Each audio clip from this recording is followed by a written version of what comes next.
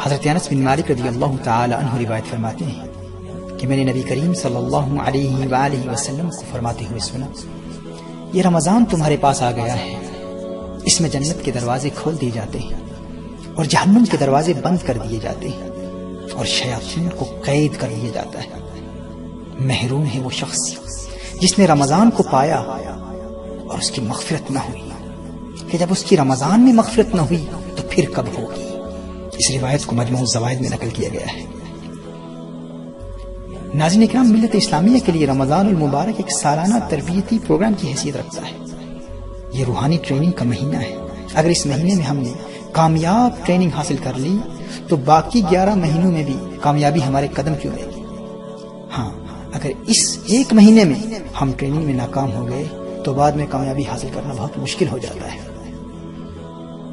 ناظرین کرام، اسے اس مثال سے سمجھنے کی کوشش کیجیے۔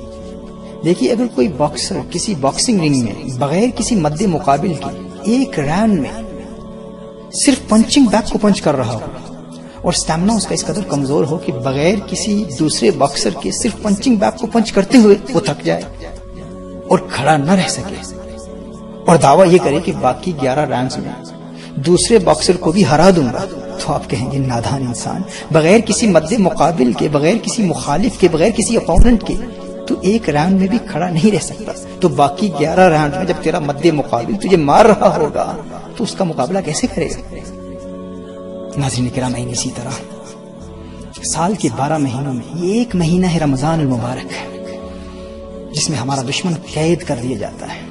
اب رنگ میں ہم اکیلے ہیں، کوئی حملہ کرنے والا نہیں ہے، پھر بھی ہم نمازیں قضا کر رہے ہیں، پھر بھی ہم حرام موویز دیکھ رہے ہیں، پھر بھی ہم غیبتیں کر رہے ہیں، پھر بھی ہم گناہوں کا ارتکاب کر رہے ہیں، اور دعویٰ یہ ہے کہ بعد میں ہم ضرور نیک بن جائیں گے اور مغفرت حاصل کر لیں گے۔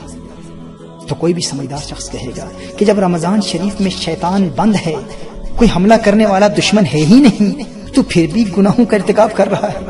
جب حملہ کرنے والا آزاد ہو جائے گا تو پھر تو کیسے مغفرت حاصل کرے گا؟